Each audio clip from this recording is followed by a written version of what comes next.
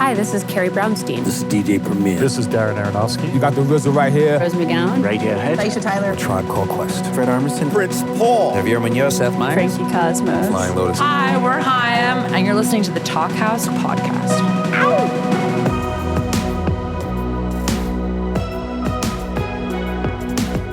Hello and welcome to the Talkhouse Podcast. I'm Josh Modell. On this week's episode, we've got a pairing that's a little bit outside our normal wheelhouse, but that touches on topics we love to hit. Qveen Herby and Bunny Michael. Now, usually it's easy to classify our guests by the main thing that they do, musician, filmmaker, author, but both Qveen Herby and Bunny Michael do more than I can even reasonably tell you about in this intro.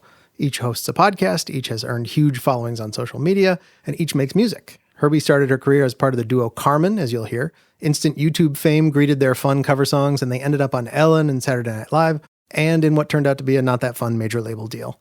But Herby reinvented herself as a very 21st century content creator, offering life advice on Instagram and via the House of Herby podcast, selling jewelry, and making funny, pointed, hip-hop indebted pop. Check out a bit of Just Found Out from Qveen Herby's latest EP, The Muse. Just found out that I'm the baddest bitch, I'm the baddest bitch. Didn't know the truth about it, now I can't forget, now I can't forget. Just found out that I'm the baddest bitch, I'm the baddest bitch. As you'll hear, Qveen Herby and today's other guest, Bunny Michael, didn't know each other personally before this conversation, but their paths have been incredibly similar. Michael found their biggest boost of fame via earnest self-help memes, as well as a popular podcast called XO Higher Self. They're also a visual artist and activist, and they've got a book coming out next year via Little Brown called Hello Higher Self. And yes, Bunny Michael is also a musician. Check out a little bit of the song Oracle right here. Let me unlock all your dark thoughts. Bunny brings a stopwatch, waiting for you. Tick tock, pop, pop. Let me unlock all your dark thoughts. Bunny bring the stopwatch, waiting for you. Tick tock. Like I said, these two didn't know each other before this chat, but you can tell they're going to be friends, as the old song goes. They talk about how to maintain boundaries with your own creativity. They talk about how your biggest song might be the one you're most embarrassed by. And they talk about, the horror, trying to put down your phone for a whole day. I don't know if I could do it. Enjoy.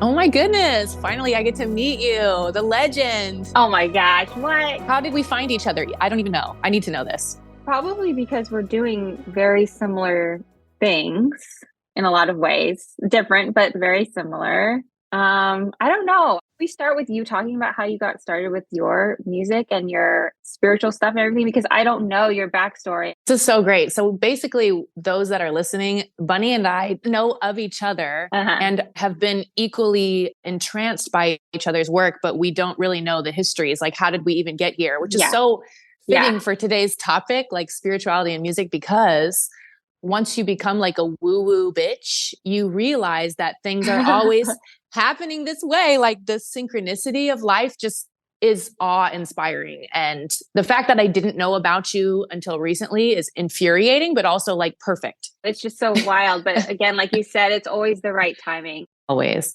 Yes. So let's see. My backstory is that I got into the music business in 2011 after finishing a music degree at Berkeley in Boston. So I was like Nebraska baby, born in like a church family, moved to the big city. Well, big. Boston was big for me at the time.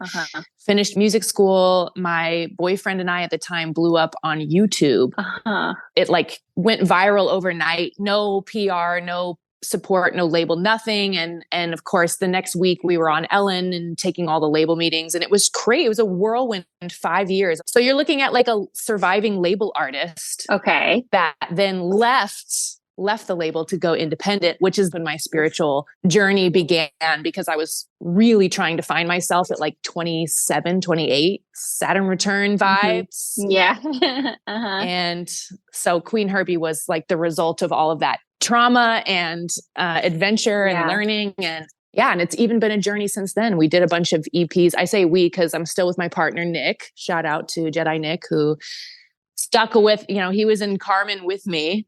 The band was called Carmen. So y'all are still working together. Wow. Props to you. Thank you. I know that's always like, I always underplay like the relationship because we're both Tauruses. It's so beautiful. It's so beautiful. It's been awesome. And we just celebrated like 17 or 18 years together. It's just like, we're definitely soul partners for whatever it's worth. So awesome. I know how it's hard to obviously be in collaboration, but it's also so healing and teaches you so much about yourself, especially if you're not only to be in like a romantic thing, but also to be working creatively. It's like a mirror, Yeah. It's like that Justin Yeah. Timberlake song. It's like, you're my mirror. It's like, yeah, it's good. It's great. And it's awful and everything between. And we have a podcast together now. We just started House of Herby, which is our sort of our woo-woo creative living podcast. Because I realized if you want to live a creative life, which is everyone's purpose, I think, if you're able to uncover it, there needs to be a safe space where we can talk about this. And that's, I think, how I found you was your Instagram posts like really attracted me. I mean, man, the memes are just, it's art. It's the best. And then your podcast is really what sold me. I was like, I need to follow this person. Oh, thank you so much. I have a kind of a similar thing. It's not as like extreme as going on Ellen, but I feel like it was the same sort of realizations because I went to school for acting and then I was with my ex-partner who was a producer and they were like, let's make a record. Like one night I was just, like messing around and freestyling or something. We're all hanging out and they were like, let's make a record. And I was like, what? Like, that's ridiculous. But we ended up doing it and no expectations at all. And it got, like MySpace popular. And that was like in the heyday. And it was fun times, honestly. It was like super fun. And, we went on tour and got written up and we got this like a write up in the New Yorker. And it kind of created this whole like avenue for us. But then it all kind of fell apart. The relationship turned toxic. I completely had to start over again. And that initiated a deep spiritual journey that was connected to my art and figuring out the higher purpose of creativity and stuff like that. So it started this, years long journey of healing and understanding, okay, why am I putting this out in the world? And once it kind of all those hopes and expectations of validation from fame or industry or whatever it is, or my parents, finally getting their approval or something like that. And really discovering that it was myself that I had been looking for the whole time and my own acceptance, my own approval. And that was when everything kind of shifted for me. And I started making the memes because I was like, I can't do anything right now unless it's about that. So I just made this boundary, like do this every day, no expectations. And of course, and that's how it ends up all coming together is when you realize it's about something so much bigger than yourself. And then you're just like, all right, let me just hop on the train and just keep going and see what happens and just try to grab some joy, Along the way, man, that is an epic story. So we definitely have like parallel paths, or is that the right word? Mm-hmm. It feels so familiar. It's like we had like a past life in this body and we've evolved and changed and grown so much into these new beings. I struggle with trying to keep the inner skeptic going because as soon as I became like a spiritual bitch, like a witchy bitch, I was like, oh no, because the old me who is like raised in a Christian household has heard all the people be like, eye roll, like, oh, you collect crystals now? What, it's like, damn. Yeah. That is a perspective that I'm finding is really fresh in the space. And that's why I love your attitude and like the sass that you incorporated in your memes, especially because that is like the people always try to underplay internet stuff, but your art is in the meat. Like memes travel so far and they reach so many people instantaneously. It's like your message is just so potent. And every time I see one of your posts, I'm like, well, that's a song. Well, that's a song. Thank you so much for saying that. Yeah, I do think that people downplay it a lot, which is understandable because we're transitioning into this digital world and people love to hold on to, what they know and feel comfortable in. But it does take a certain kind of surrender to be able to write something that people relate to. You're kind of checking into that collective consciousness. So you're like, I don't know where this is coming from, but I definitely feel it. So that means other people must be feeling it because we're all one. It's like a wild vulnerability that you can't unsee it. I still feel like some of the old me comes through sometimes and she's like, why don't you just write a song about going to the club? And I'm like, okay, but can we make it like can you observe yourself going to the club and like what your ego's doing or something? Yes. It's really, Yeah. but it's still so vulnerable. And I think, Yeah. that's been really helpful for me, is like just being as honest as possible. Yeah. And I think one of the things that's helped me when it comes to creating songs or memes or whatever it is that all it is just a moment in time, right? It's just that moment that you made it. That's it. It doesn't define who you are. It's just this moment in time where you expressed yourself, and that's it. That's it. And so if you went to the club, you went to the club. If you went over there and had to like a 30-day meditation retreat or whatever, you went there, and that's all of that's part of you. So true.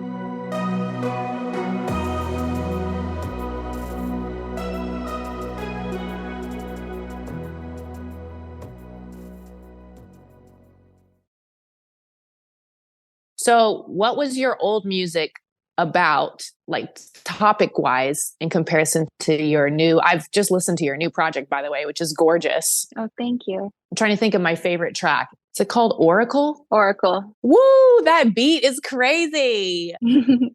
Thank you. I've always kind of had a feeling of not fitting in since I was growing up, being half Samoan, half Mexican, being friends with all like the visual art kids, but not looking like them. And, I've always kind of felt on the outside. So I always like to merge worlds together. When I first started making the music, I was like, why don't I merge this like hip hop, my like history with like Bone Thugs and Harmony and stuff, and then also my like fantasies about, I don't know, Disney World and all this wild surreal thing. So it was really about creating a visual world that was like wild and bizarre, and it was a commentary on like club culture. It was a commentary on racism. It was a commentary like on all of these things that were just sort of in the consciousness. It was sort of like this weird surrealist package. So I was always kind of considered myself like a surrealist lyricist. But then as I went through that journey of realizing that I needed to really understand my higher self and stuff like that, me putting music out now has been my attempt to sort of merge those two things together, because I always had that tension, like, how do I make music that's representative of this part of me? Because I don't know how to do that. And so with these songs, I was just like, let me make these songs about the angst of being a spiritual person or being a person who wants a world of compassion and love, and yet living in this chaos and also embracing like the nitty gritty humanity parts of us as well. That's so fascinating. The project I'm working on now is actually, I picked up a book called The Feminine Mystique, and I'm reading this and I'm like, holy shit, like the 1950s bored housewife thing is so fascinating. So now I'm sort of deviating off of just like general spiritual material, and I'm trying to like bring in, like you were saying, the grittiness, and really using my art as like a way to explore those topics and what my world might look like if I were able to repaint it. What would a housewife be if I were to like repaint that whole scenario today, like an independent woman doing on her life's path and on her purpose, maybe taking care of her own inner house. I love that.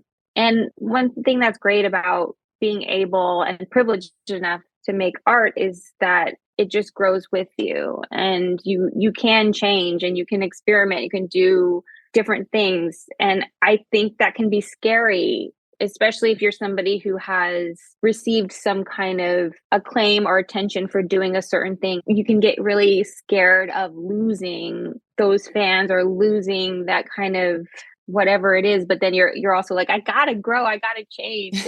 I'm a person that gets so bored with doing like the same thing. I can't.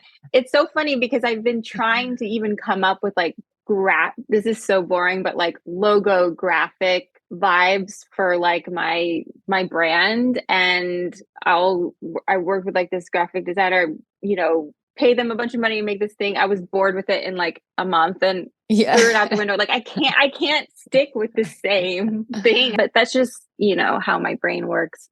But yeah, this courage to just be yourself all of the time And just trusting that your authenticity is your greatest asset is it's a hard place to be in, but it's also like what could be better? Because this is the veil that's been thrown in front of our eyes, that our happiness, we could reach it by having a certain kind of success, but like we were talking about earlier, you get that and you realize, oh, this isn't the thing. Ooh, jarring. It's really jarring. I remember when we did Saturday Night Live and I was like, oh, I didn't. Okay. My mind is blown right now, first of all, because I did not know you were on Ellen or Saturday Night Live or any of that stuff. Okay. My mind is totally blown. I feel absolutely nothing when you say that. I think that's completely valid. And that goes to show, that brings you and all the listeners in on the reality that no matter what you achieve, it's never enough. You're never big enough. You never have enough success. Yeah. And so kind of what you were saying before, it's like when you can really prove that to yourself, because I'm stubborn as hell too. I'll be like you, like spending hours on my logo,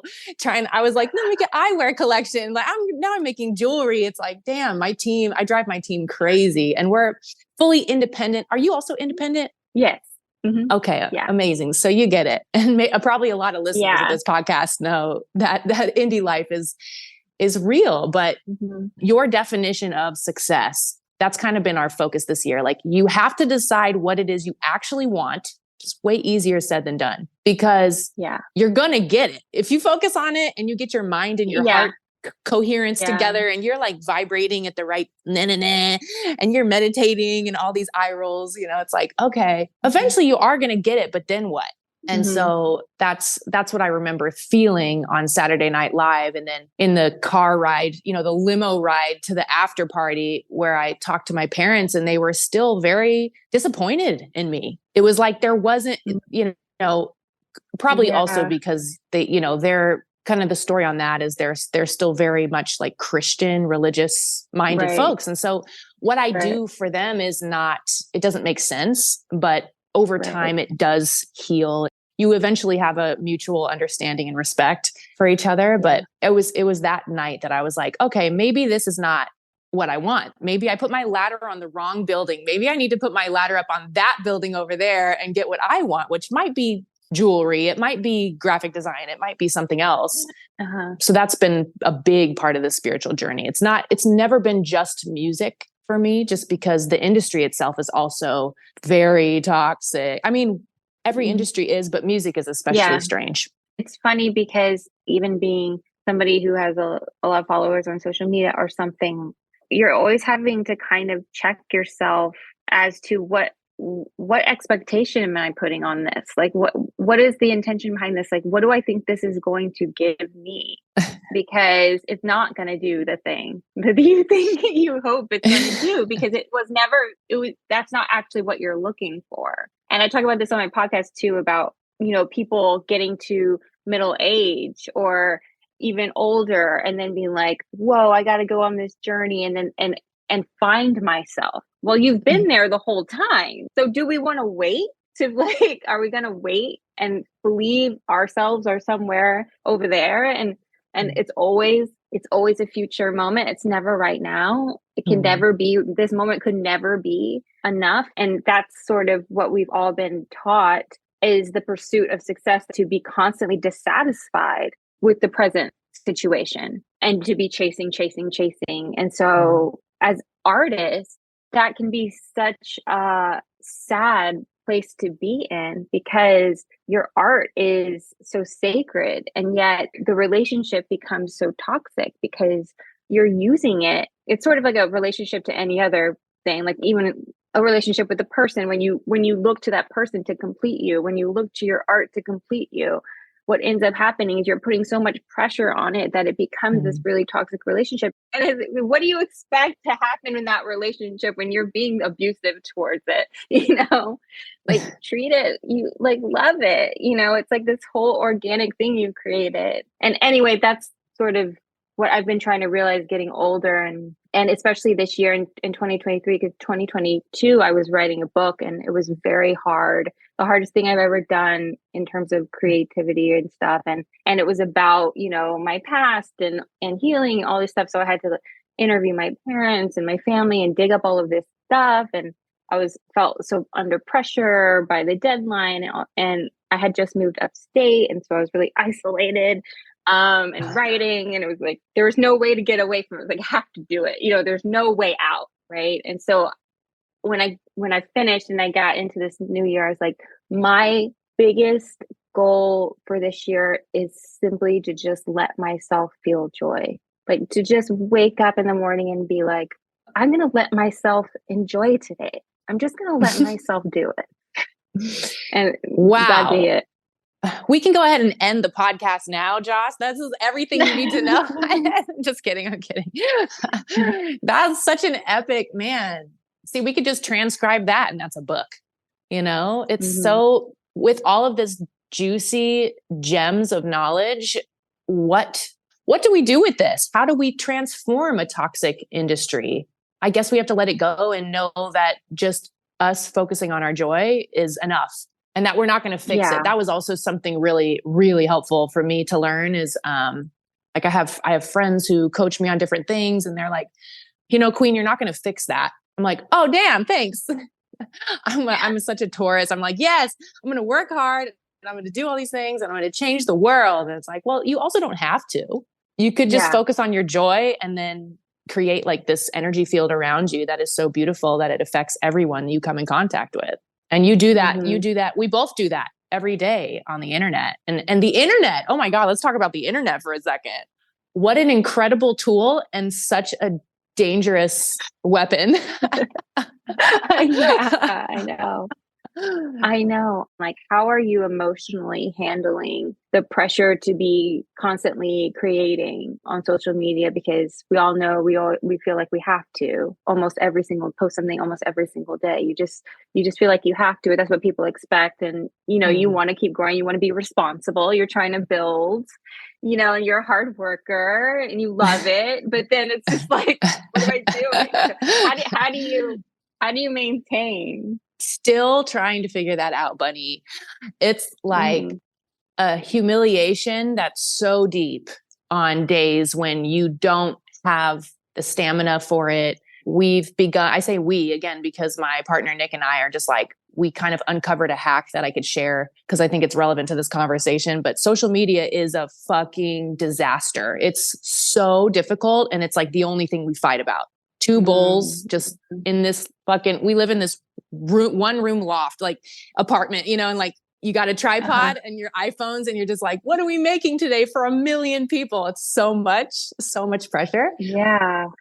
But the days that we're inspired, we knock out like 3 to 5 pieces of content that we can like put on the back burner for later. So that would be my advice is like know that there's days when your artistry is going to flow and other days when you're closed off and restoring and be able to forgive yourself for that. And then on those good days, like milk the cow, baby. But anyway, the hack that we uncovered recently was this author, Simon Sinek. I guess he wrote Find Your Why. Like what he's most famous for. But he has a new book out about the infinite game versus the finite game, which I thought was really fascinating because social media, we're like, why is this so perplexing? We can record music all day, every day and never get tired of it. Some days are better than others. Like you said, and then you hate it and you're like, oh no, I hate my art. And then that ends up being like your biggest song ever. The one you didn't like. There was one of our friends told us a story, like an A&R asked him to send him music and he was like, yeah, cool, dude. Yeah. What's the one you're most embarrassed about? And he's like, he played him that song and he's like, this is the one. This is the song. Yeah. Just being creative is a mind fuck. So congratulations if you're doing it. Good job, baby. Yes. Bunny and Qveen approve. Made the good choice. We're going to suffer together sometimes, and we're uncovering ways to not suffer so consistently, right? Because in the past we were like, oh my God, we're just going to like go hard, beta brain waves, caffeinated, cannabis, all the things, and now we're like, wait, could we create at a more sustainable level? Could we actually be calm about this? Yeah. And Simon Sinek says, there are folks that are in it for a finite play, meaning like they will just burn through their resources to try to win. And then there's folks that are playing an infinite game and they are not playing to win, but they're playing to keep playing. Yeah. And I was like, damn, there it is. Everybody wants you to win, win, win. It's never enough, like we were saying. But when you find out that you're an infinite player, even with social media, if you're an infinite player, you're like, we're going to lose sometimes, we're going to win sometimes, but we're going to try to be better than we were. One of the things that I feel has helped me in terms of trying new things or doing, being like, what do I want to do next? Or maybe I'll try this over there and stuff like that is, and thinking about long-term, like, what am I going to be doing, 10 years from now or whatever, is that if I focus on the message of what I'm saying, the form of it is so secondary. And if I focus on knowing that all I'm trying to do is help other people understand their worth, that will always sustain me. Because people will always need that, because that is, my highest purpose. That's something that's why I'm here.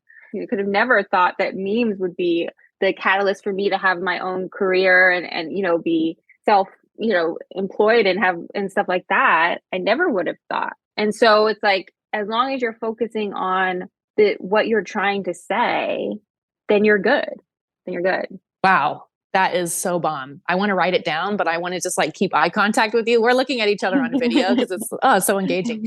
Wow. Focusing on the message, and then the form is secondary. That's so beautiful. Super helpful. Because you're making stuff. You're already doing that. That's already what you're doing. That's why people are drawn to you. It's not just because you have talent. It's not. It's because you're touching them on a soul level. You're telling them something that they need to hear, and they need to hear it because you need to hear it, and you'll always need to hear it because you're a human in this world, like this earth. Like we constantly need to hear it. There's never going to be a time where you won't need to hear that you're lovable or that you're good enough, right? We're all here to teach each other that. Whatever, whether it's art or teaching or, being a mom or whatever it is that you do. Right. And so there isn't any hierarchy in careers or the form of it or whatever, because ultimately that doesn't matter. And so I get people all the time asking me, well, I don't know what I'm supposed to be doing. I don't know what my passion is. And not only do we have this pressure to like have this successful career, well, now we have this pressure to make sure that our career exactly matches the thing that we love. And it also has to be good for the world. And, we're just constantly putting all this pressure on us stuff. And I'm trying to remind people that how you're paying your bills does not sustains all of that stuff. Like if you're waiting tables so that you can make a song, that's just as valid, and that capitalism is never going to validate your worth because that's not what it was designed to do. Have you read Big Magic by Elizabeth Gilbert? That's a really fun one. She's such a clever writer too, but she talks about that, like the beauty of having like a waitressing gig while you're working on your art because you honor it that deeply. And I just never heard anybody explain it that way. We used to joke on the label when we were on a record label that we would rather work at Starbucks. There were days that were that bad. And then I was like, wait, but that's not bad at all. Like, I love Starbucks. Like, they take really good care of their employees. Like, yeah. I know. And it's so like weirdly egotistical to look at it that way. Yeah. Yeah. But that surrender too and just like finding the humility in your art while also, having the confidence being a woman and being out here and expressing yourself, which in my research of late has been relatively recent, like the housewife archetype. She was very much suppressed from doing what she wanted to do. And it was still a massive privilege to just even not have to work and just be home doing dishes all day. So it's a lot to digest. What do you like to do for fun outside of art? I'm interested in knowing. What's some like hobbies? I got into making jewelry recently, which was started as a very like spiritual practice because you have the repetition and there's like there's an element of deep like creativity and sustainability because you're always like, oh, I fucked up. I have to unstring all these beads and put them back.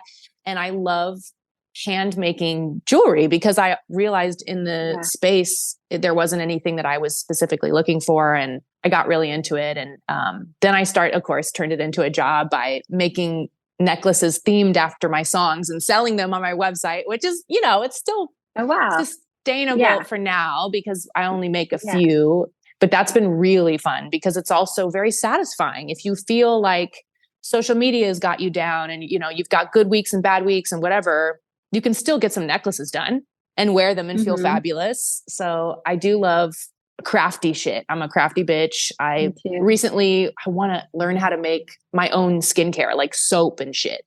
Cause I spend all this money on like lotions and creams and, you know, and I have been making like my own aura sprays for my little cleanse sessions that I do on Instagram. And I was like, damn, this is fun I to didn't know figure you out. made those. That's awesome. I realized the ones I was buying had like food coloring in them or like dyes, like toxic dye coloring and weird preservatives. And so I was like, wait, I could probably figure this out. There's all these amazing botanicals that you can. And I'm like, wow, my skin has never been nicer. This is amazing. So then of course I'm like, should I sell it? God damn it. You're a giver though. You're passionate about things. You want to like share the information. Totally. You just also have to remember to just keep some stuff for you. I just learned how to knit, which is kind of weird that I never knew how to knit before. But, you know, I moved upstate, I learned how to knit. It's cool because you're totally, you know, occupied and then your hands are, it's also just nice to like make something that exists like a physical thing. It's beautiful. You know, instead of just being so when you're on digital all the time, you're constantly making digital stuff. It's just nice to make something that you can hold. That's what I love the most about beads is that you are, you can't look at a screen. You have to like be in the now focused on a physical object, which is so weird to say that. When was this, when did it happen where we have to look at a phone screen all day? That I feel like it was recent, maybe the last 5 or 8 years. Yeah. We've barely had time to even understand the implications on our health, on everything. I noticed like my eyesight is, and I could just be getting older, but it's like, I think we're going to find that it's having a lot of different effects on our health. Yeah. Nick and I will do this challenge where we're like, all right, we can't look at our phones for 2 hours. And it's really hard, y'all. I love that you guys decided to do that together because I want me and my partner to do something like that. Like I want to do 1 day a week. What? A whole like day? Sunday or something. Why not? I mean, anything that I really need to know, I will know on Monday. Right. Everything's content.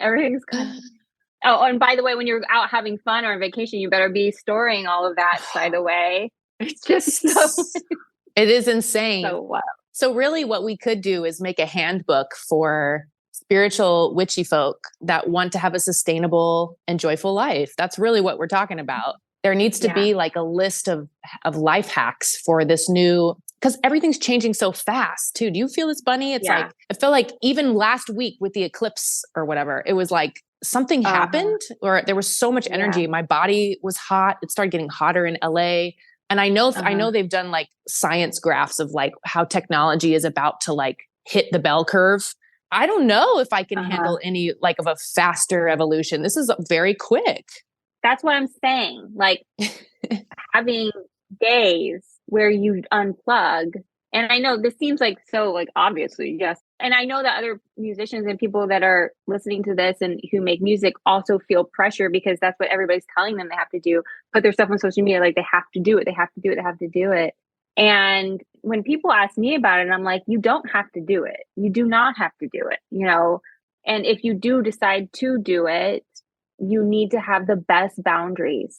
You have to have the best boundaries and also understand that it's not an accurate representation of like the way that people would really love your art. It's not real, you know, it's just like, it's a game of social media that's over here and you could like play the game and like it could help you sometimes or whatever, but you really need to not make it you like your whole life. Right. Once you start having success on there, you're like, ooh, yeah, like I'll just keep doing it and it'll keep growing. And that's so like, it's so cool to see things grow and feel like you're making something grow, but like stunted, like your soul, right. your heart needs you need some time. You need some like recenter, like what's the most important thing to you. I hope that as we move more and more into this digital world, that at least we would have the autonomy to create the things that we want it to be, you know, and stuff like that. Absolutely.